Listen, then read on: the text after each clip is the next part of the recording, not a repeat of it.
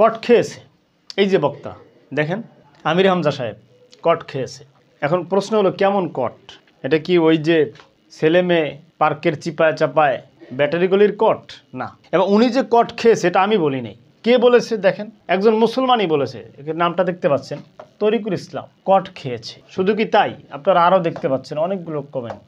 তারেক মনোয়ার এবং আমির হামজা আন্তর্জাতিক মানের চাপাবাজ। কে বলেছে? MD Abdur Rahman Sardar.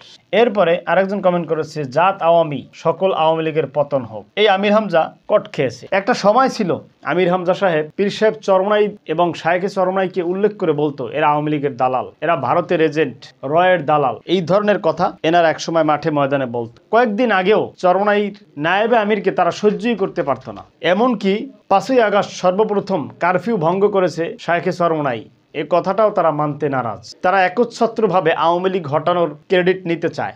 But আজকে তো কট খেয়েছে। কিভাবে কট খেয়েছে দেখেন, আমি দেখাচ্ছি। আমি আপনাদেরকে আরো কিছু কমেন্ট পড়ে শুনে। এখানে লেখা আছে, জামাত মানেই বিনোদন। সোহাইল ইসলাম লিখেছেন, জামাত মানেই বিনোদন। এমডি মাহমুদ লিখেছে, মওদুদির অনুসারী বলে কথা। এমডি গোলাম রসুল লিখেছে, 5 তারিখের আগে আওয়ামী লীগ ছিল আর 5 তারিখের পর সে জামাত হয়ে গেছে। তাহলে কি বুঝলাম? এবার আসুন, কোন বক্তব্যকে কেন্দ্র করে আমির হামজাকে এরকমের তুচ্ছতাচ্ছিল্য অথবা কট খাওয়া কমেন্টে আখ্যায়িত করা হচ্ছে? আসুন আমরা বক্তব্যটা শুনি। আমার 14 বংশ আওয়ামী লীগ কত মানুষের কাছে ছড়িয়েছে যে এরা জামাত, এরা শিবির। ভণ্ড তুই আমার কুষ্টিয়ায় খবর নিয়ে আয়। আমার 14 বংশ আওয়ামী লীগ। আপনারা কি শুনলেন? হুজুরের 14 বংশ আওয়ামী লীগ।